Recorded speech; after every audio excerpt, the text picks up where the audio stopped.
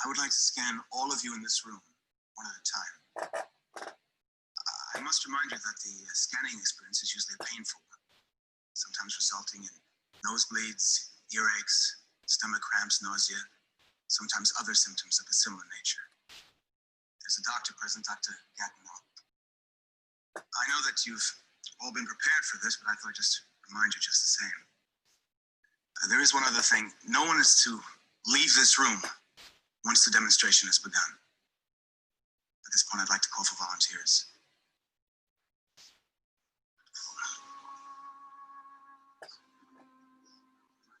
Anyone, doesn't matter.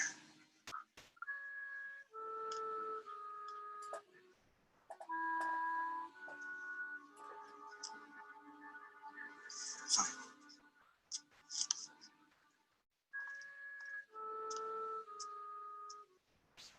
Just sit right here, please.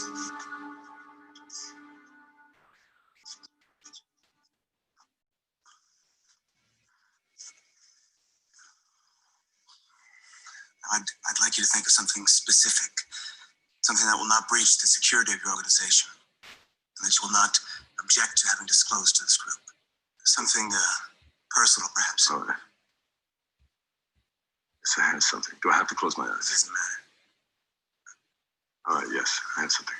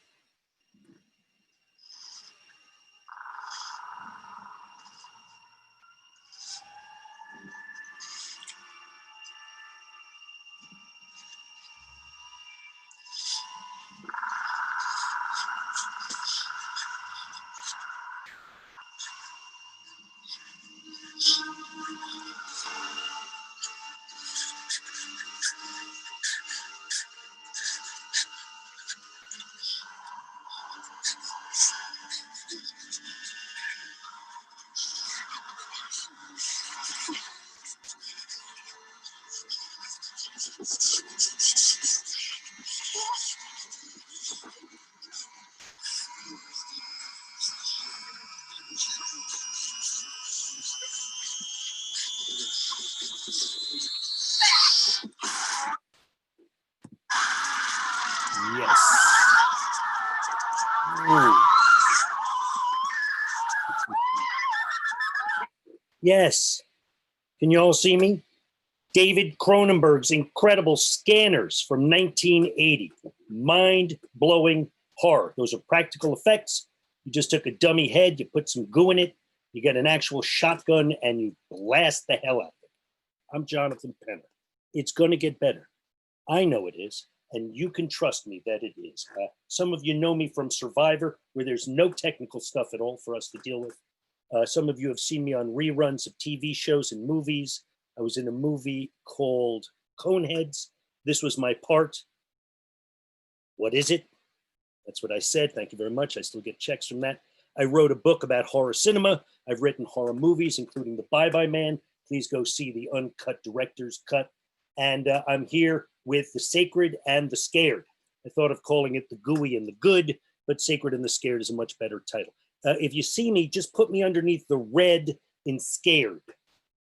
That's the spot. You can't have Scared without something that's red. You know, in the old days, folks, they used to have, they used to sell movies with something called the old ballyhoo. Ballyhoo was the pitch that they would use to get you in the theaters, right? Like, to avoid fainting, just keep repeating, it's only a movie, it's only a movie.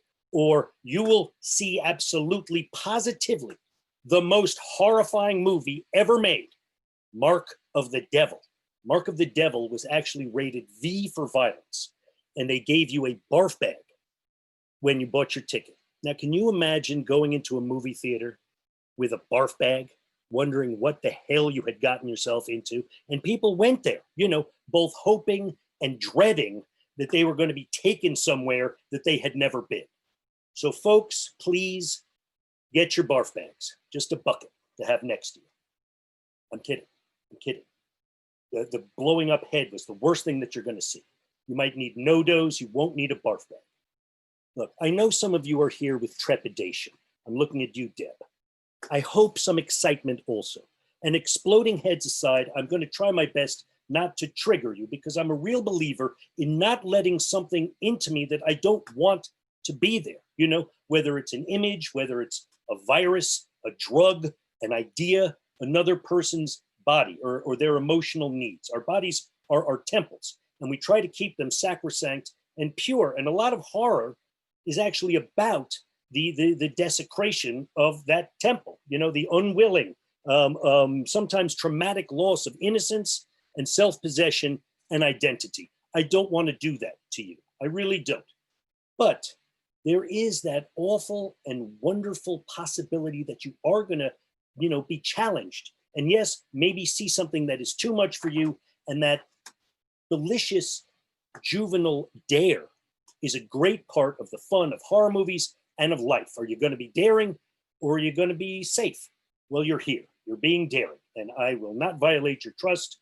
It's going to be the perfect relationship. Okay.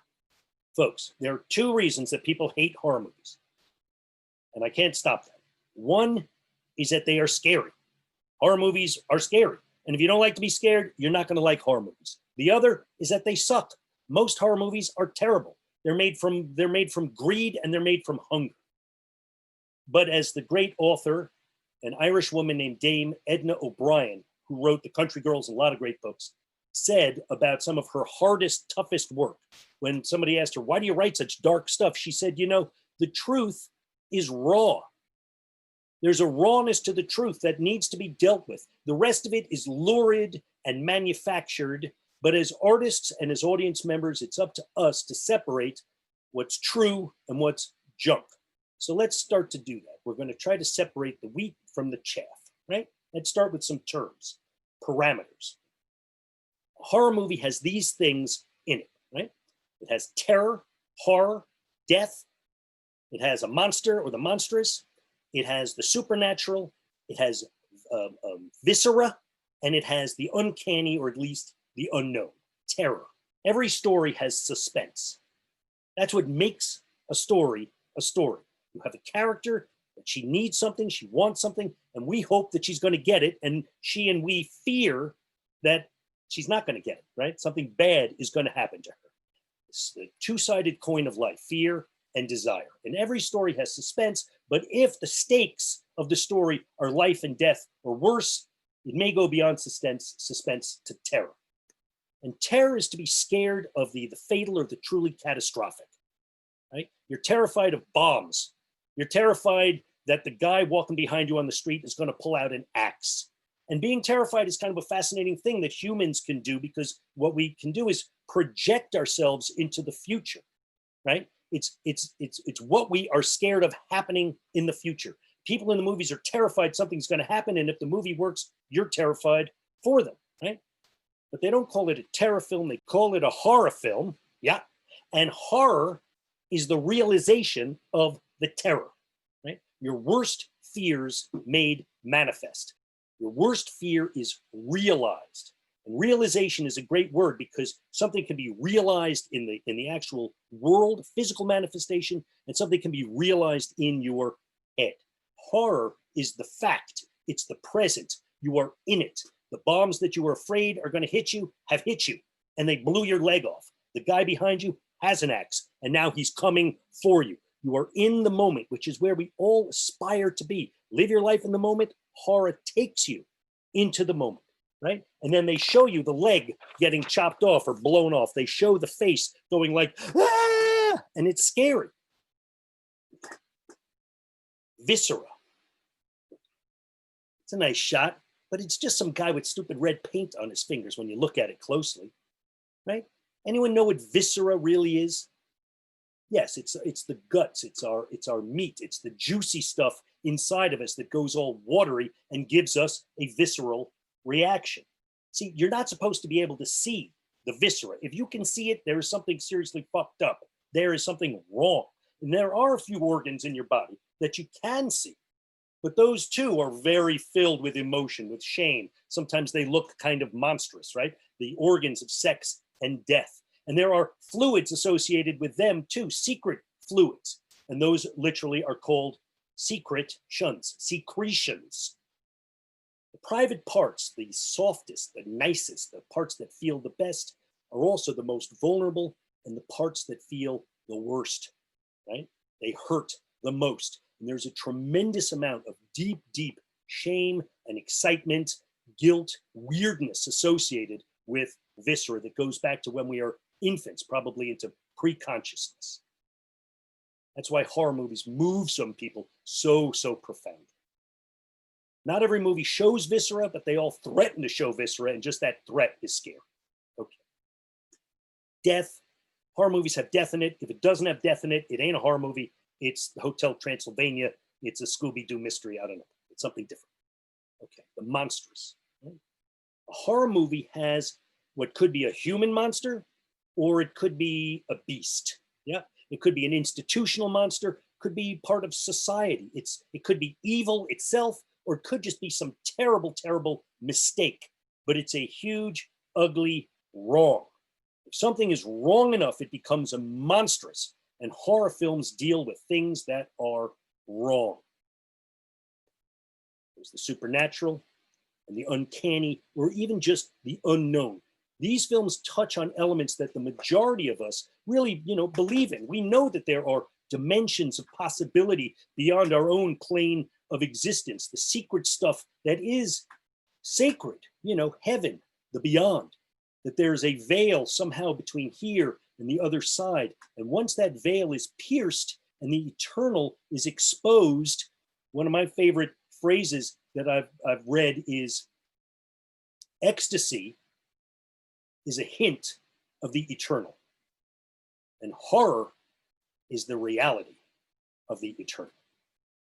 Now, of course, if having all these elements alone was what it took to be a horror film, then The Princess Bride would be a horror film. It is not a horror film because it's missing the one last key, which is the intent to scare the shit out of you.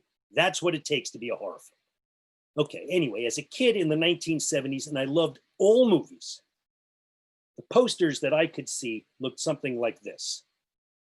Right? These are cute movies. You remember these, Mom? The computer wore tennis shoes. These movies all had dad figures. The dad was always going like, "Wah!" There was always some goofy dad getting thrown off a cliff. At the same time, there were movies like this. These were playing in the exact same time, and these movies spoke directly to me. These were all audience movies. Any kid could go see them, and my parents, thanks Mom, wouldn't let me go. And that only made me very, very angry and frustrated, and it made this forbidden fruit all the more desirable. Didn't my parents know that when you repress a desire, or a person, or even a people, the repressed expresses itself elsewhere? Denial is very dangerous, and many horror movies deal with this. I lived it, not in a big way, but it turned me into a lifetime horror nut. My parents did let me read, and at 8 years old, I was in a bookstore in Westport, Connecticut. I found this very book, which I still have, and I made them buy it for me. I would not be denied, my foolish, foolish parents. And then a couple of years later, the expanded version of this book, it's incredible.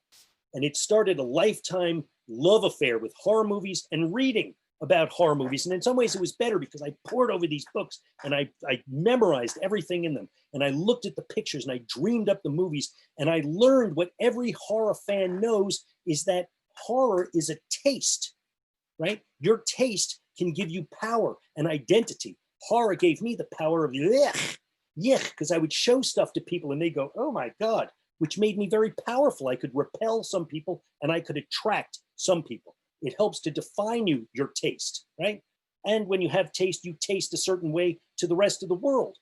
And I became a horror kid, a monster kid, we were called, right? Here, look at some of these images. Some of these are old. Here's a woman named June Addams. Look at this, a beautiful woman who was also a monster. I mean, if that didn't change a kid's life, I don't know what would. Here's Bela Lugosi from The Island of Lost Souls. This movie, this is from 1932. This could have been taken at any time. This was an H.G. Wells adaptation. Bela was one of the true greats, and he looked like a member of a chain gang or something here, right? Okay, you all have seen Parasite. I know Bong Joon-ho's movie of the year. It's a masterpiece. This was his monster movie, and it's as good as Parasite in its way. It's an extraordinary movie, one of the greatest monster movies ever made. And it deals with the situation in Korea and North Korea. It's really powerful movie. Here's a new one too. This is Midsummer. This is from last year, Ari Aster's new film. It's a real gods and monsters story. And here was a hero of mine. One of my favorites was Lon Chaney. He was the Phantom of the Opera. And this was the man of 1,000 faces, he was known. And he did all of his own makeup. And he was the son of 2 deaf mutes. And so he had to learn to communicate with his body, which was perfect for the silent movies. He was the great horror star of the silent era. And he was making a movie. They had fake snow in the movie, and they used to take cornflakes and they would bleach them. And he got a bleached cornflake stuck in his throat, and it gave him throat cancer. And this silent film actor died at the age of 47, having only made 1 talking film. He was quite extraordinary. So folks, what is it about monsters that are so powerful and so attractive to some of us? They make you recoil, right, at first, but then if you look long enough, I mean, you have to pity them. There's great sadness. Look at his eyes. There's great pain. There's danger. Somehow, monsters are the villains, they're the heroes, and they're the victims of their own stories. They speak to the fallibility of nature and even the fallibility of God. Stories with monsters tell us that life is unfair. They want love, they want understanding like all of us, but they are hunted, they are hated, and so they're made vengeful, furious. Sometimes they're bad, and sometimes society makes them bad. And they are iconic, right? Now the next one. Okay, these are some of the most famous faces and figures of the last century. King Kong, Frankenstein, Dracula, these are all from the 1930s. Still magnificent. Kong is one of the greatest movies ever made. Frankenstein, this is Boris Karloff as the monster. He was a 40-year-old journeyman actor, and he became a star at that age. And he was forever indebted to horror. He loved horror movies. And this is Bela Lugosi again. This man died impoverished and a drug addict only less than 3 decades after this picture was taken. A terrible, tragic story. Look, you want to make a movie that's compelling? Half of the work is done if you have a great monster. The question of why is this in the world? This brute power, this ugliness, this evil. And it's easier and certainly more entertaining to grapple with the dark profundities of life through horror than it is through drama or documentary. I mean, we would rather see these images to discuss what's scary than these images, right? And don't get me started, please, on the most famous horror image of them all. An image so moving and profound that you could literally start a religion based on it. Look at this. Of course, he also rose from the grave and promised that if you eat his flesh and drink his blood, he would give you eternal life. But I'm not going to go there. That's a whole other story. Instead, let's dive deeper into some, how's that for a transition? Instead, let's dive deeper into some of the universal stories that horror can tell, like this one. Right? Little Red Riding. Many horror pictures, many horror stories work as cautionary tales. That is, they teach us what not to do and what to do in an emergency. So here's a tale, not this one, this is sort of a teenage Red Riding Hood, but Red Riding Hood is about a little girl who, goes on the path to grandma's house. Go bring her some cookies, mom says. Now, if you're 7 or 5 or whatever she was, that's a big deal, right? Crossing the street for the first time. She's been on this walk 100 times with her parents. Grandma only lives across the street over there. She lives 100 yards away in the woods. She's never made this trip alone. And this time she's going to make it alone, right? And this is how we become our adult selves. We venture out, and successful, we go a little further, with a little more confidence, and we learn our incremental lessons along the way. But if you go off the straight and narrow path, and you may slip, or a wolf may get you. Right? Parents told that stories to scare the fuck out of their kids because they know that a wolf could be a real wolf. There could be a wolf in the woods, or he could be a man, a bad guy. Right? Guys on the make were called wolves. What's this? It's a wolf whistle. And some kids don't listen. And some adults also stray off the path of straight and narrow. I'm bored in my marriage. I'm looking for some kicks. But most importantly, these stories are usually about teenagers, which is teen is, of course, short for in between agers who have to literally make their way along the path from childhood to adulthood. And that's hardly a straight and narrow path. You know, they have to navigate between the desire and the need for experience, right? You have to have experiences and the fear that they're going to get hurt or killed or taken advantage of. And this scary, exciting journey that we all have to go through is at the heart of a lot of horror. Maybe the scariest subgenre, because it feels the least fantastical and the closest to home, is the monster with the human face, which is often a white man. Yeah? The Last House on the Left, this is from 1972. We were just talking with Nina about it. She still hasn't gotten over seeing this movie. Two girls go to a concert, they buy some weed, right? Let's buy some weed. Too bad the dealers take them to the country and rape and murder them. And double too bad that somehow the killers wind up in one of the girls' houses. And when the parents find out what they've done, they destroy the gang. The mother blows this guy and bites his dick off. It is outrageous. It is something for everyone. It's a cult classic from the Vietnam era generation gap time of 1972. How about this? Look at this family. This is the Texas Chainsaw Massacre. It's got the best title of any movie in the world, I think. Folks, to the rest of the world, Texas is America. You all have friends from another country who do an American accent and they all talk like JR from Dallas, okay? That's what they think that a lot of Americans are like. And look at the guy on the right, Leatherface. Horror literally wearing a human face. John Carpenter's Halloween. Girls, do not have premarital sex. You will get killed. That seemed to be the message of that movie. Friday the 13th. This is what happens if you bully somebody. That's what the movie's really about. Bully somebody, and this guy in a hockey mask is going to stick that where the sun does not shine. Okay. Alfred Hitchcock's Psycho, right? Janet Leigh on the right. She goes off the straight and narrow. She robs her boss of $40,000, and she winds up in this no-tell motel. And it's the same killer who inspired the Texas Chainsaw Massacre, inspired Psycho, a guy named Ed Gein. And there's an even scarier scenario than going off the beaten track and getting taken. And that is staying on the path and getting taken anyway. See, parents, I'm a parent, we teach our kids, keep away from strangers, but you got to be polite, be helpful to people, those in need, right? Also inspired by Ed Gein, one of the best Red Riding Hood stories in the movies. It's literally about a wolf not to wear sheep's clothing, but trying to make a girl suit out of real girls. After all, it was a great big world with lots of places to run to. Yeah, and then she had to die trying she that one little promise she was gonna keep. Oh yeah, all right, take it easy, baby. Make it last all night. She was an American girl.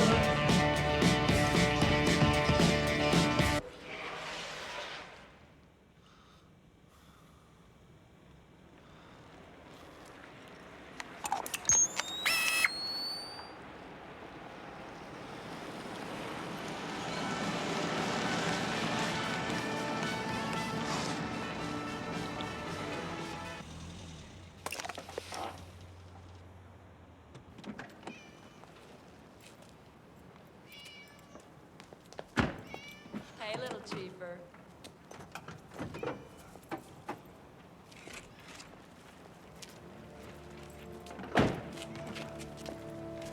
I'm right there.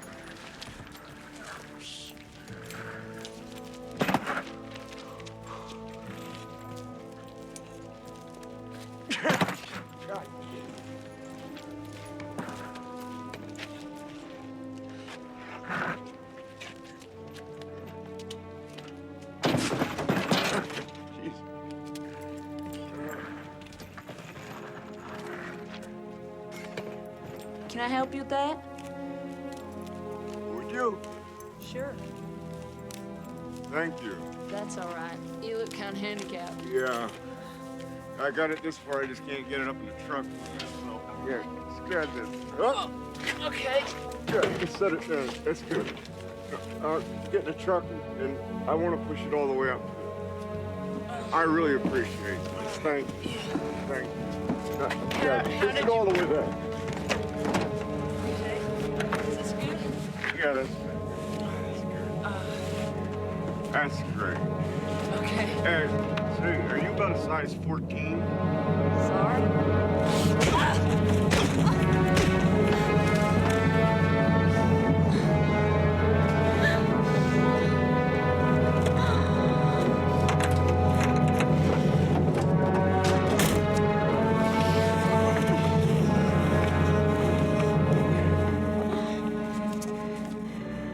Good.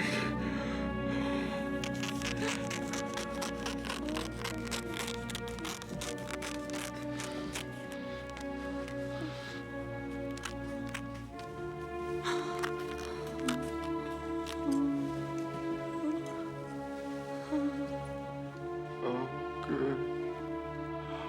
Good.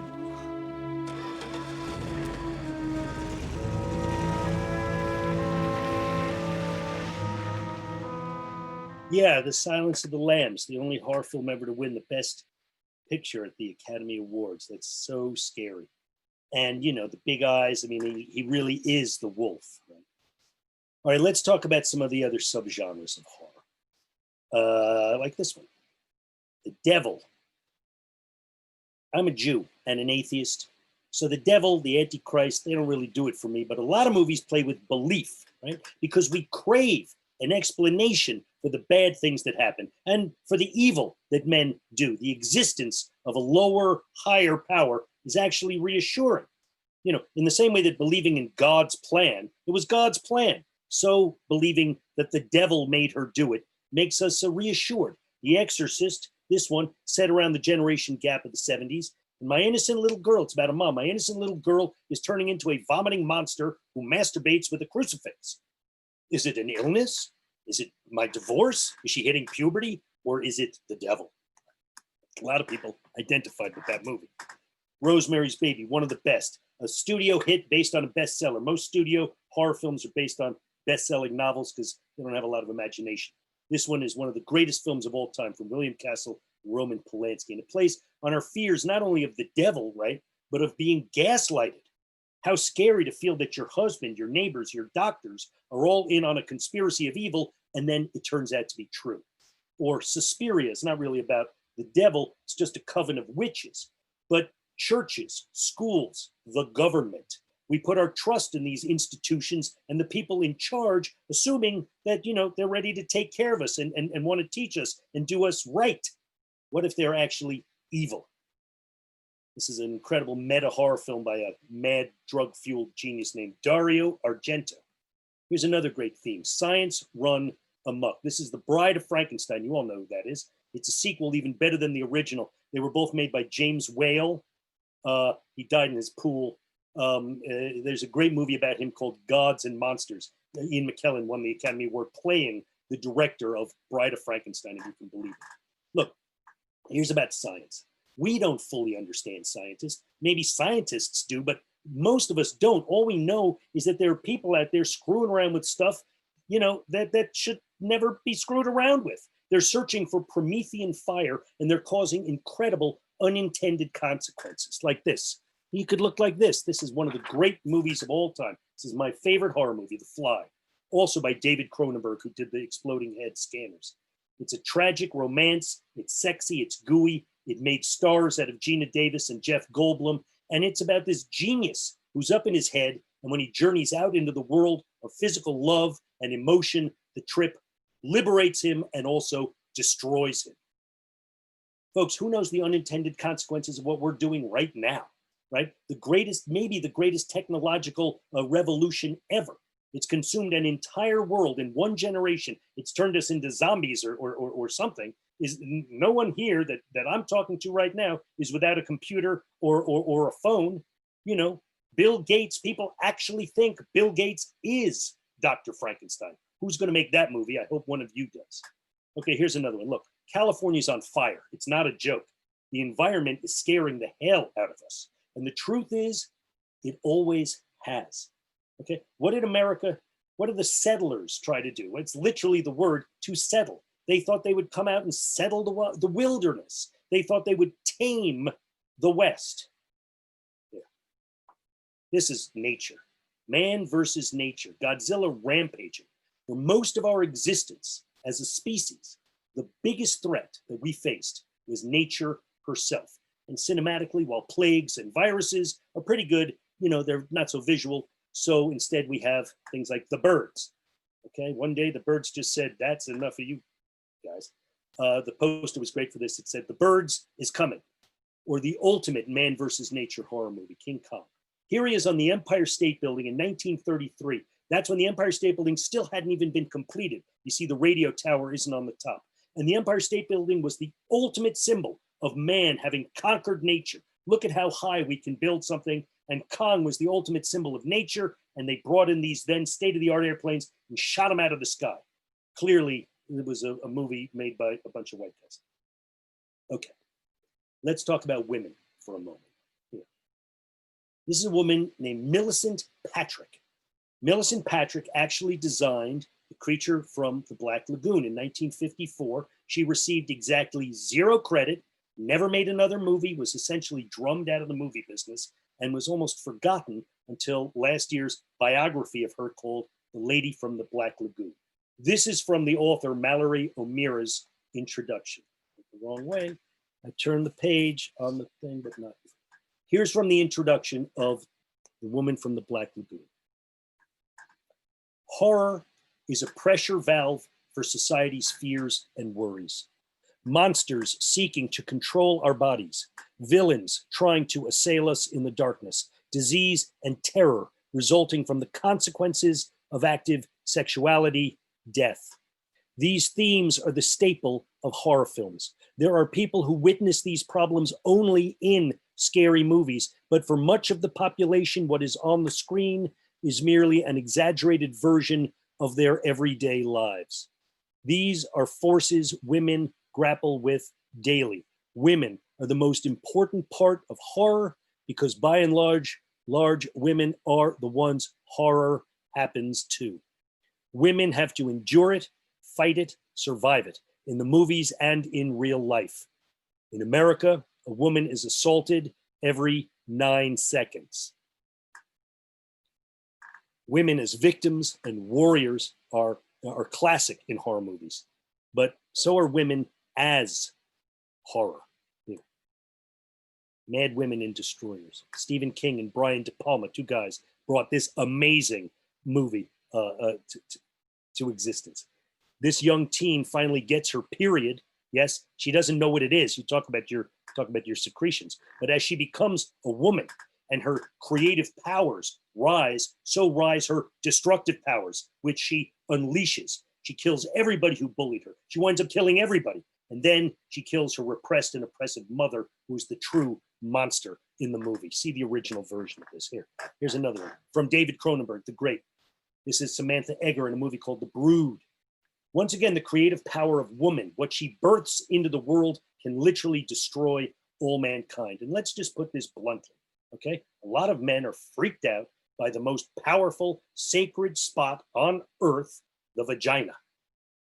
They fear that they're going to be rendered helpless by it. They're going to be pulled in, they're going to be drained, and then a little monster is going to emerge in a flood of viscera and totally consume their lives.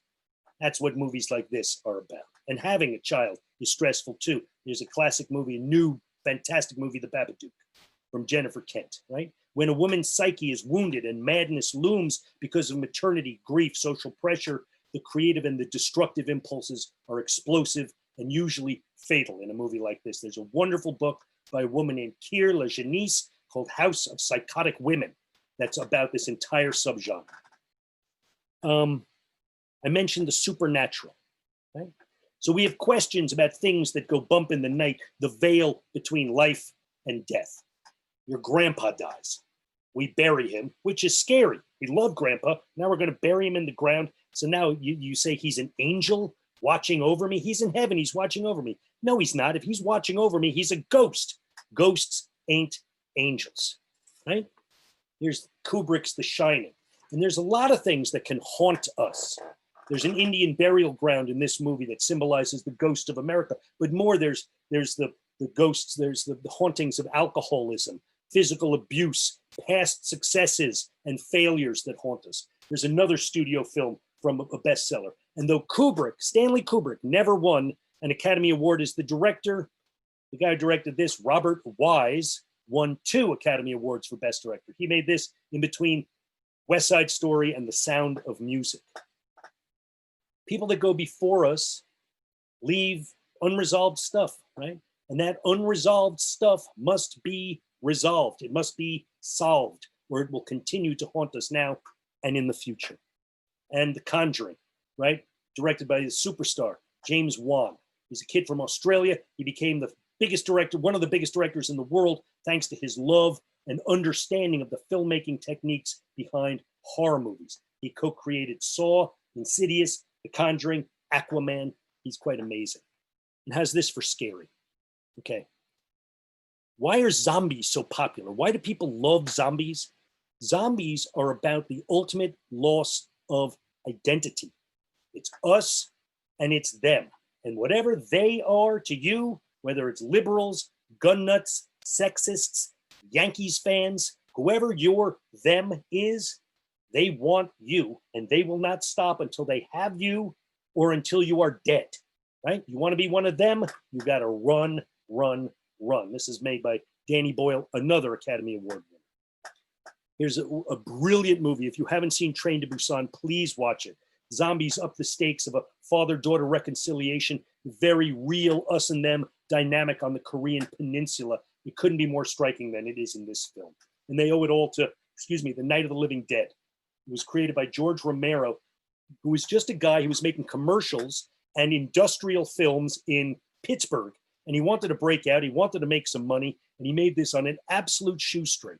And it's one of the great independent success stories of almost of all time, right? It was in black and white. It had this incredible downer ending that was perfect for 1968, the year that Martin Luther King and Robert Kennedy were both assassinated. And one of my favorite subgenres, as I mentioned, is the repressed expressed. Look at this. Here's Frederick March. This movie is almost 100 years old, 90 years old. He won the Academy Award for his work in this picture. Look, many of us learn as kids firsthand that monsters lurk inside of us, right? Daddy loses control out of nowhere, it seems. Mommy drinks from a bottle, right? She sure acts different. They call those things spirits for a reason. Dr. Jekyll drinks something, and he turns him, Dr. Proper, into a raging id, his simian self, Mr. Hyde. Lust, like murderous intent, is in all of us, and the volcanic expression of the id, the dark spirit essentially hulking out or lashing out. Well, it's a true story best told in horror terms. Or, this doesn't look like a horror movie, right? Simone from Cat People, the movie from the 40s that was made for peanuts by a guy named Val Lewton. Look, until recently, or maybe even still, if one had a different feeling about one's gender or sexuality than the norm, one was called monstrous. You know, imagine the self-loathing, the sadness, the wrath of having to repress and deny your own true self. Or what if you were, quote, normal, but you were told you can't have sex before marriage, right? You don't want to be bad, do you? Of course you do. It's not that you want to be bad, you're a healthy person with healthy urges. But if all your needs and desires had to be repressed, well, horror movies based on that repression are extraordinarily powerful and universal. Okay, let's talk about the horror of racism in America. This is a huge subject. This was about it until the 70s. This is really about this white woman. It's actually hard to make a horror story from horrible history. You know, if you just present the facts, they're ugly, and you have a tragedy, or you have a howl of fury like 12 Years a Slave, a magnificent movie, but that's a drama. It's not a horror movie. Or you might have an exploitation movie like this. There were some fun, lurid, manufactured movies in the 70s. There was Blackula. There was Blackenstein. There was Dr. Black and Mr. Hyde. And there were a few others, folks. But it took until Jordan Peele to really dig into the themes and the questions below the skin. Of course, racism is terrible. That's obvious, right? But in Get Out, he asks the outrageous question that is lurking in America. If you scratch a white person, will you always find a racist? And in Us, he literally says, what's underneath the surface of America the Beautiful is a doppelganger America built on a tortured Black underclass filled with rage, pain, desire, and need. Us is US. And the brilliance is that these are entertainments that are able to present the horrors that we have to face before we can finally rise up and be free as individuals and as a society. Peele has made two of the best, most successful horror films in years. You got to remember this. No one wanted to make Get Out. No one. It took years to make. Before Black Lives Matter, it was considered too raw, too truthful, too crazy. And now suddenly and gratefully, there's Antebellum, there's Bad Hair, there's Lovecraft Country, and there will be many, many more. And this Oscar-winning young filmmaker is hailed as a prescient genius. My hat is totally off to it.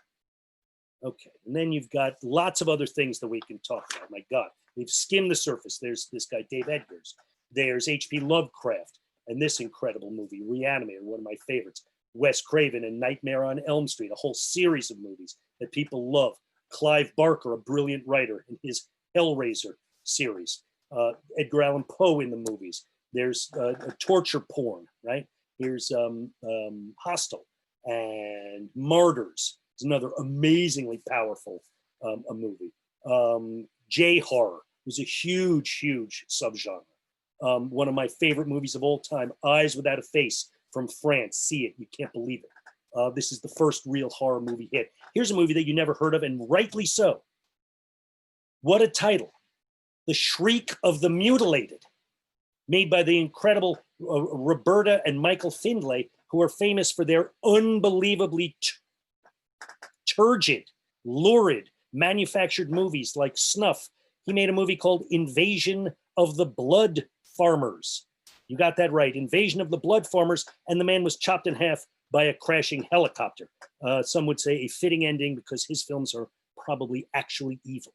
Larry Cohen made the great It's Alive and a lot of cool movies. And then there are other super talents like all of these wonderful folks. Guillermo del Toro, Mike Flanagan is really making his mark. The Sauska sisters, Julia Ducournau. If you've not seen Raw, you must see this movie. It's extraordinary. The brilliant Lee Winnell, and Jason Blum seems to have it going on, doesn't he? Okay, let's go on.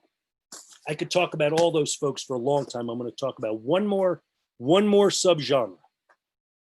One more subgenre that's mature enough to understand the dirty, guilty secret of horror and of life. Though we're scared, sometimes we want to be with the wolf because the bad guy is sexy. See, once upon a time, we all lived under nobles, right? Now we have billionaires, we have stars, but then you might have a count like this, Count Dracula. This is Christopher Lee. He was handsome, he's wealthy, he's powerful. Imagine the celebrity. Here's a guy, he eats various dishes. He's not just eating gruel. You know, he has servants. His life is refined. And we, the common folk of Transylvania, we're going to watch these private carriages with the beautiful people going up to the balls at his castle. And we're going to know that our blood, sweat, and tears is what has afforded him and his friends their lifestyle. And we covet what we can't have, which is this lifestyle. You know, and maybe if we can't marry a noble, if we're a peasant, we're not going to be able to. Maybe we could be a servant. You know, maybe we could eat stuff that's not just gruel and have clean clothes. Wouldn't that be amazing? The gap between the haves and the have-nots was even bigger than it is today. But maybe if we looked something like this, the extraordinary Sharon Tate, who you all know who that is, main character in Once Upon a Time in Hollywood, the real Sharon Tate. If we look like Sharon Tate, well, maybe we can dream there's a Prince Charming out there for us, or a future American president. You know, look, we want to better ourselves. We all do. We're eager to learn, to feast on the banquet of life. Yeah. And then we get the invite. Come, join us at the castle, you promising young, fresh-faced talent. We want what the Count has, and even if he's wealthy and powerful, he is envious and covetous of what we have, a young person's potential, right? Our innocence, our freshness, our beauty. He can drink it in, he can have it, and he can destroy it. And we know stories about the girls and the boys who went up to the castle. They didn't come back. We want to go anyway. Right? I mean, kids know that drugs are bad. They try them anyway. You know, every kid knows that drinking and cigarettes are bad. Everyone smokes once in their life. Going to the castle is exciting. How else are we going to improve ourselves? He wants a massage? Big deal. Why not? Yes. Dracula. Vampires are real, folks. Jeffrey Epstein was Count Dracula. Harvey Weinstein was too.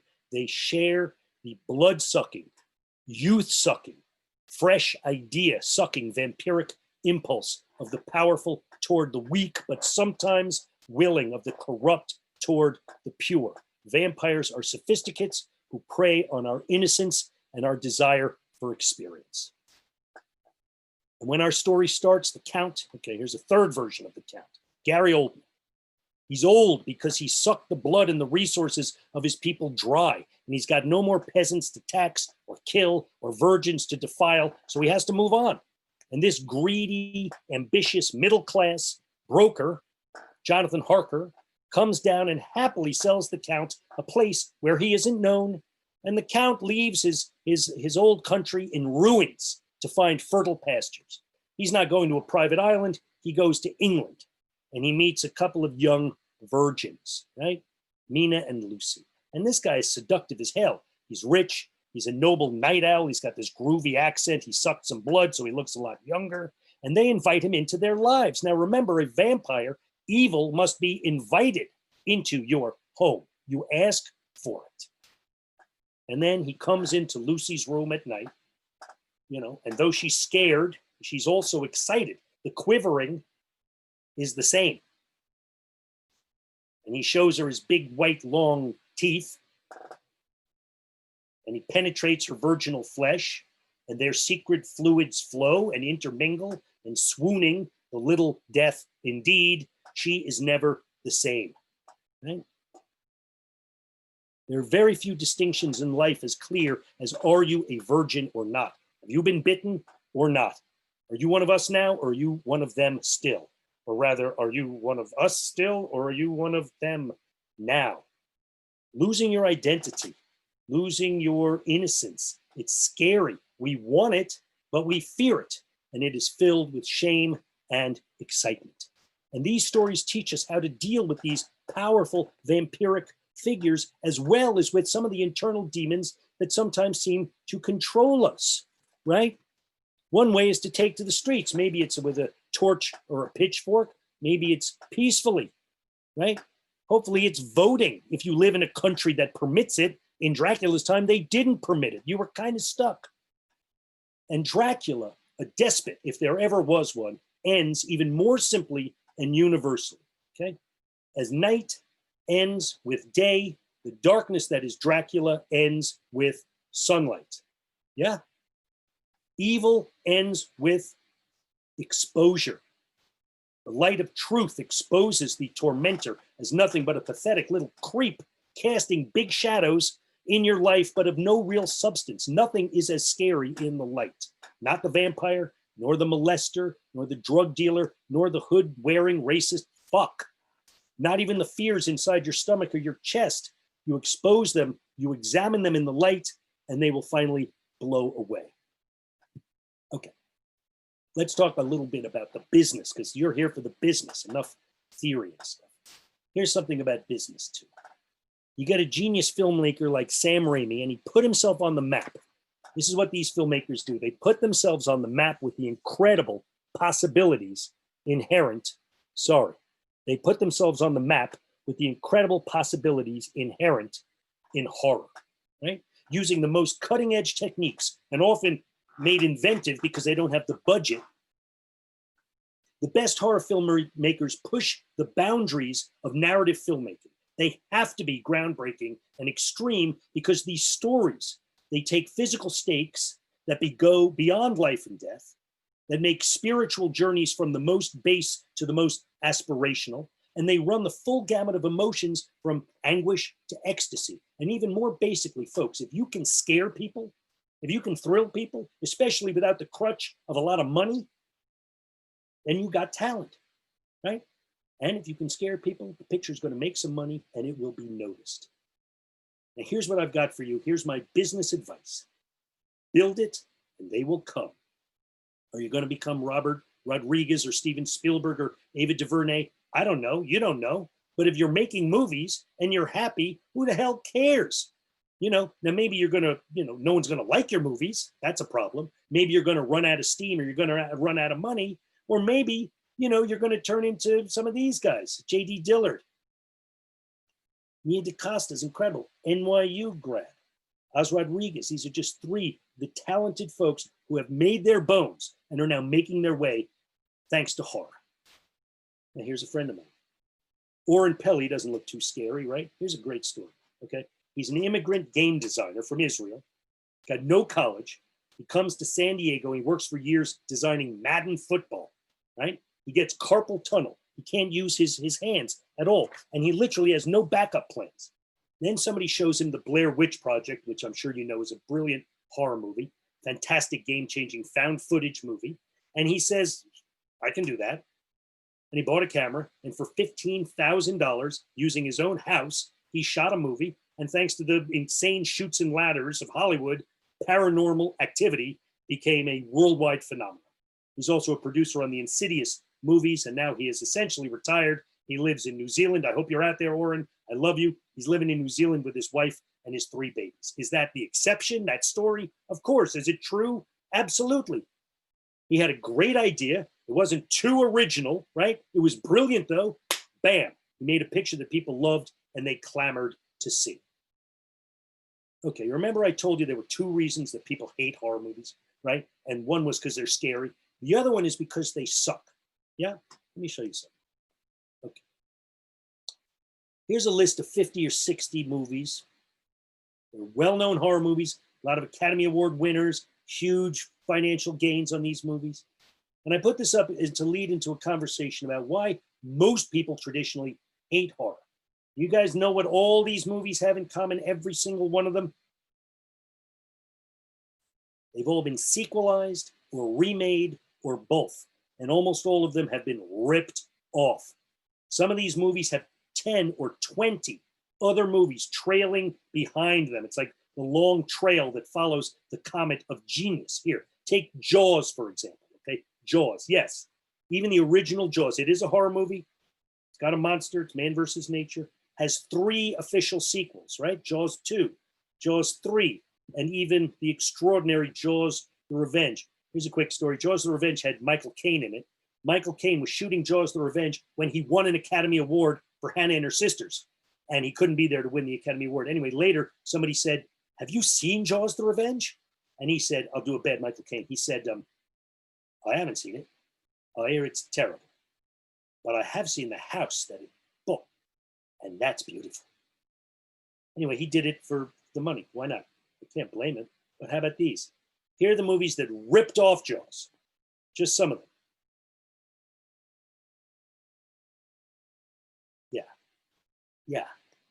Yeah.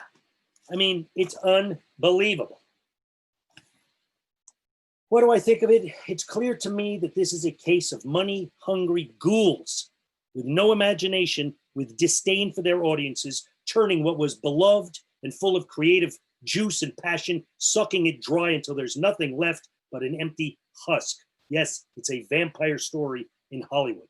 Something fresh and beautiful and even inspiring is used and abused by men with the power to do their worst. The fucking car. At the end of the day, folks, here's what I've got for you. Horror is good. Even I love bad horror movies. The reason that horror is good is because it serves a simple, deep need, whether we know it or not. because there are things that we no longer get in our everyday lives that we once had constantly. Just a few generations ago, or even now in many parts of the world, we lived with death. Right? If you wanted meat, it was slaughtered fresh. If you got sick or injured, you might well die. Attila the Hun died of a nosebleed. Death was handled locally by tribe or family. Everybody was there. It was a group right. And practically, everybody learned the literal, cold, hard facts about death, putrefaction, disease, and disposal. Daddy was nice, but he got a toothache. He died. Now he's dead. Meat. And he's a danger to all of us because dead flesh, meat, rots. And like in a zombie movie, when a body dies, if you don't dispose of it quickly, it can infect and kill everybody, even if it was daddy. And that's why we evolved, folks, for rot to smell bad to us. Dogs and flies think rot smells like ambrosia. We are still the same species who survived in the wild, dealing with and accepting terror, horror, viscera, the rest of it as intrinsic parts of our life. But in a modern society, we never see or experience them firsthand, right? And so we need to find other ways to experience them so that we can be most fully ourselves and experience our humanity. And horror movies can help fill that void. And here's something even cooler. We also evolved so that the tiniest noise or the change of foliage would make us jump instantly into flight, fight, or flight. And again, we're still that same beast, right? Although now through our technology, using artfully juxtaposed visuals and sound, we can sit safely here at home or in a theater and experience those emotional responses. It's actual terror. It's actual horror that we feel. It's not an approximation.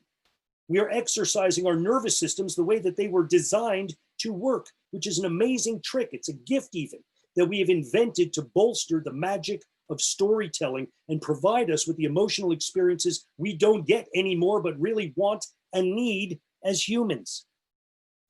Now, dealing with this hard, scary stuff actually makes us less afraid of monstrous wrongs and of death. Those that avoid dealing with these things are insulated, they're isolated from themselves. And I would urge you to consider horror as something that can make you calmer and better prepared for when life throws you a curveball or when some red flag from your past waves and suddenly, and you might otherwise find yourself lashing out. Fearless self-examination cannot hurt you. It can only set you free and make you stronger. Horror can help you do that. And good horror, like music or art, sex, is revelatory. It reveals as it revels in the visceral, in the glorious power of our bodies alive. It's ecstatic, it's delirious. Okay, I have one last clip, and I hope without the whole film that precedes it, it's going to still hold the giddiness that it has in context. This final clip is from another Oscar winner and longtime horror nut, the climax, pun intended, of Peter Jackson's breakthrough hit, Brain Dead, known in this country as Dead Alive.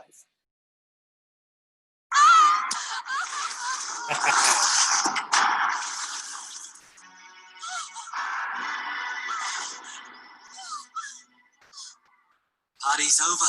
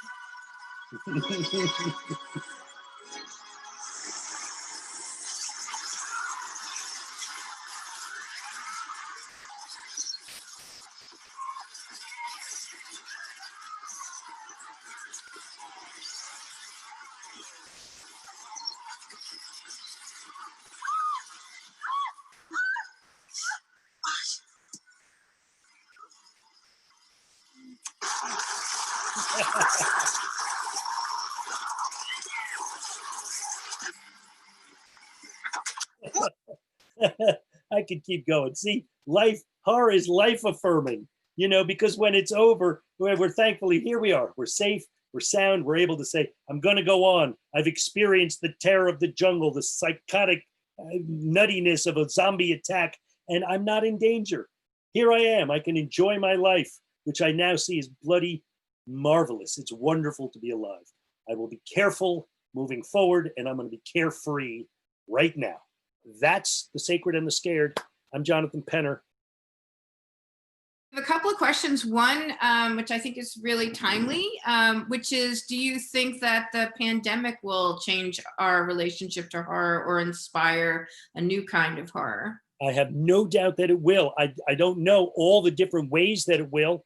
I think that this generation is going to be forever affected by it.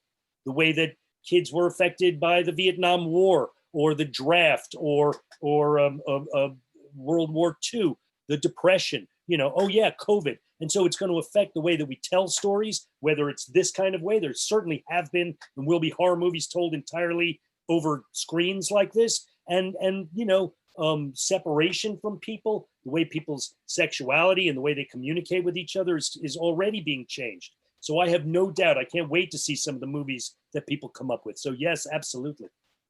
Here's another question. Do you think that disaster movies fall into horror? And do you believe that there is a way to create an environmental horror movie? Although I would argue that King Kong is an environmental horror movie. Yeah, I mean, an environmental horror movie, I would say that all the man versus nature movies are kind of environmental.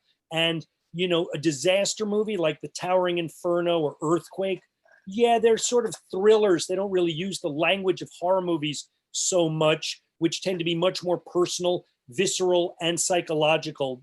Good horror movies are going to play in both those fields. I want to answer your question as well as I can, but I think that environmental horror movies, I mean, what's happening today, it's very hard. You don't want to make an exploitation film. Fires of California, is scary as shit, but you don't want to make a movie about the actual fires of California because then you're exploiting a terrible situation, I think.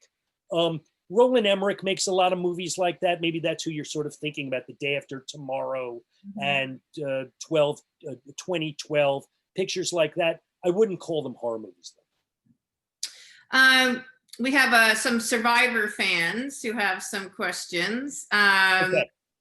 So, okay, let's see. So, well, we have one person who asked, what was the recovery like after Survivor? I don't know which season they mean. Maybe when you got airlifted out, I mean, in a medical emergency, but. What was the recovery? Yeah, I mean, I was airlifted out. I had a terrible infection and necrotic tissue in my knee, and that took a long time. I mean, honestly, it takes a long time to recover because it's very trying, and it's mostly the recovery from the shame of not winning, of second guessing yourself and knowing that your stupid mistakes are going to live forever on television, and everyone's going to know that you're the guy who blew $1 million 3 times. So I still haven't gotten over it entirely, but I have gotten, I got a lot out of being on Survivor, and it did change my life. Someone else Brian De Palma always said, like, you should make a Survivor horror movie, and I said, you should make a Survivor horror. Right, and then cast you in it. Here's an interesting question, back to horror for a second. Why aren't there more horror films set in work organizations, or are there? We spend much of our lives in work organizations. We get socialized, we lead, we follow. There's sexual harassment, racism, sexism, yet there aren't really horror movies set in these situations. Do you have any thoughts about why that is? There are a couple. It's very hard because you kind of, there have been a couple, although of course the names don't come immediately to mind, but again, it's like, that's where do you go from there? Your boss is a vampire? Okay, that's an interesting story. Or there's something going on underneath the building and like coma, where you're the firm, is your office is actually a front for some diabolical thing that's happening. Yeah, that makes sense. But actually taking the horrors of the workplace, whoever asked that question, please write that script. It's a great idea. I wish I had a better answer, except it hasn't been done, and now it will be. It's his or her idea. No one else can steal it. Don't touch it. Paula, it's all yours. Go with it. What's your favorite horror movie of all time and why? I have a couple. I would say The Fly, if I had to pick one. I love The Fly, the Cronenberg Fly. I love Eyes Without a Face is an amazing movie. If you haven't seen it, it's a quite extraordinary movie from 58. I love this new movie, Raw, which is an amazing movie for college students. I'm sure all of your students have seen this movie. It takes place at a veterinary school in France, and it's amazing. That's enough for now, I guess. I mean, and then you can go on. There's so many movies that I love. What about, this is an interesting question from someone who is a film buff. What about the horror side of Russ Meyer? Well, I wouldn't say there is a horror side to Russ Meyer. I mean, he's a sick guy, but he's fabulous. Russ Meyer, did he make a horror movie? I don't think so. I mean, he had some perversity. Yeah, for those of you who don't know Russ Meyer, and you should go look him up, he's this amazing indie exploitation filmmaker. He made nudie movies, and he sort of was run out of business by the hardcore porno business. He made softcore porno movies, and he was an extraordinarily talented guy. Who made, insane movies. Most famous movie is Faster Pussycat Kill Kill, probably. He made a movie called Vixen, which was a massive hit. Made Beyond the Valley of the Dolls, which was written by Roger Ebert. Super Vixen, Beyond the Valley of the Ultra Vixens. He made a lot of movies with these extraordinarily gorgeous women. The horror aspects, yes, he really dug into the dichotomy of sex and violence in the world psyche. And so, people treated each other very badly in some of his movies. But at the end of the day, he was a very conservative guy who had conservative notions about sex and womanhood. I love his movies, but I don't think they're horror movies. If you guys want to watch them and tell me I'm wrong, please do. Sort of a related question, I guess, about genre is, in what subgenre would you categorize horror films about disease or health? Well, Pandemic, for example, would you classify that as a horror movie? Or one more time, what was the name? Pandemic? No, I wouldn't. I mean, yeah, it's a thriller, right? And it's almost a horror movie. This is something that you and I were talking about earlier, Nina, is that you really like thrillers, you like dark material, and you don't like the viscera. Right. And maybe you don't like the actual scares, horror, being scared. Pandemic is essentially a thriller. It's kind of a disaster movie. And there's a little bit of viscera, right? There's some bat goo. I don't remember it. I haven't seen it in years. But it's not a horror movie, unlike Cronenberg's movie of Shivers or Rabid. These are pandemic horror movies about venereal diseases, things like that. Extraordinary. His movies are kind of body horror pictures. And I guess that's the subgenre. You'd call it a body horror. It's about this dysmorphia. It's when in The Fly, there's an incredible scene as he's a scientist, so he's fascinated by what's happening to his own body. Even as he's horrified and he knows he's dying, he can't help, he's looking in the mirror as his fingernail comes off and the audience goes like, oh, and he squeezes the pus out of himself. And so, yes, everyone makes that face, but that's what we would all do. Isn't that what we all do secretly, is we kind of do this when we're alone? And so horror, especially when it has this visceral stuff that deals with stuff that's very private, right? I'm going to get quiet because the fluids we only deal with when we're in private or when we're very vulnerable with somebody else. And to make those public, to put them on screen, is extraordinarily shocking and horrifying and exciting, sometimes even sexy. So visceral horror movies, you either have a taste for it, you're either ready to go there and you dig it, or like, no, thank you, that's a big turnoff. And that's a matter of taste, I think. Yeah. So this is another sort of good jump off question from another NYU LA faculty, Gerard Boccaccio. Why do you think viewers want to escape with a genre that is designed to stimulate fear and anxiety? And why do we want to go through these horrible events? See, I think that every kind of movie and every kind of story, and all of them, if they're at all effective, tap into our emotions, right? and the release, the feeling of whatever you get to feel at a good movie. When you watch Singing in the Rain and you get romance and ebullience and fun, okay, that's one thing that we want to go to. But to also say, I want to go on a roller coaster ride. I can't go to the amusement park, but I can turn on this movie. I want to tap into that sitting around the fire and getting scared, or the fact that you sit around the fire and you know why you're scared. It's not just because people are telling stories, but because, no, wait, seriously, did you hear that?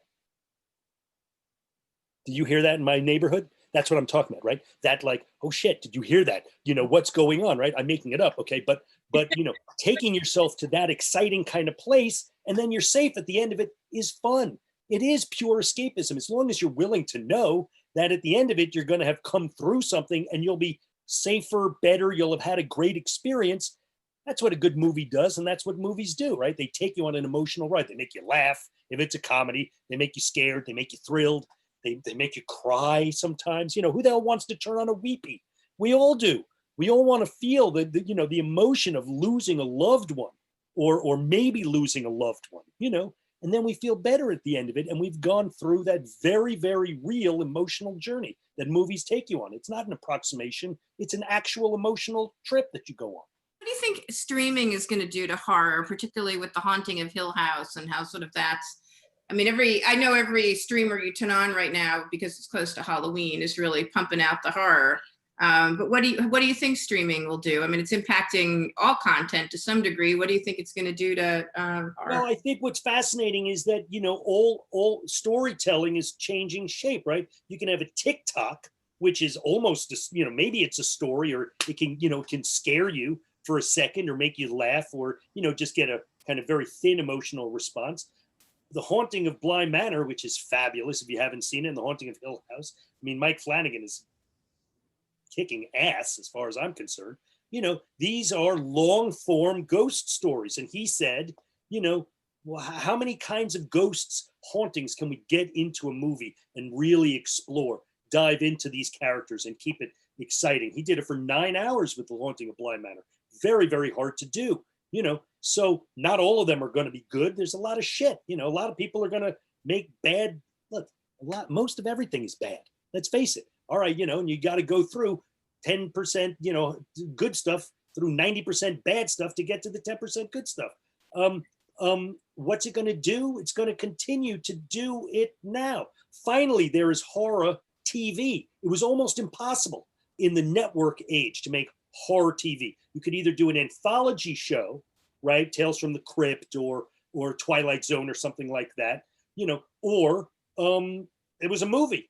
Because in TV and network TV, you couldn't kill off your protagonists. There was no serialized TV really, unless it was a soap opera, daytime soap opera. There was a dark shadow. Listen, I can go into the whole history of TV horror, but streaming is fantastic for horror. They're making more horror than ever. I say yes, make more. What is your advice, your best piece of advice for someone, a student who's trying to break in into filmmaking? What's your most solid piece of advice that you would give? Again, I would say, and it sounds facile, but I hope it's not. Make films, okay? Make them. If you can make me jump, not just me, anybody. You take 10 minutes, 2 minutes, don't breathe, lights out. Some of these movies are based on microscopic short films, right? If you can get your agent, an agent that you send that to jump in 3 minutes with a camera and a kid underneath a bed, you're gonna get something from that. You will. If you're just going to talk about it, well, maybe you're going to get some nice talk, but you're not going to get as much as the guy who's out there shooting right now. And when I say guy, I mean person, right? Anybody can film now. There's nothing stopping anybody from using this device. Oren Peli took a little camera, $15,000. He made $1 billion franchise out of that. Now, that's not easy to do, but you won't know until you try. And if you're enjoying it, also the beauty of art. One more time. It's generally inexpensive to make, and if it hits, it can have a high return. Look at Blum. The whole, Jason Blum built an empire on that theory. Yes, there's no reason to spend a lot of money on horror movies. Most of them stink. There's almost a law. The more you spend on a horror movie, the more you're wasting, because at the end of the day, it's getting one person alone in a hallway and making the audience jump. You know what I mean? It's the psychological and it's the visceral, and you don't need a lot of money to do it. You can waste a lot of money doing it. So that's my advice. Get an idea and start shooting and start cutting. Flanagan was an editor. He was a reality TV editor, and he edits all of his own stuff. He knows exactly what he wants. He moves very, very quickly, not in the shooting, but in the editing. Okay, so start making movies. There's no excuse not to. And if you're making movies, then who the hell cares? You know, if you build it, they'll come to you, and you just keep building it until they come. I swear to God, it'll work. I swear.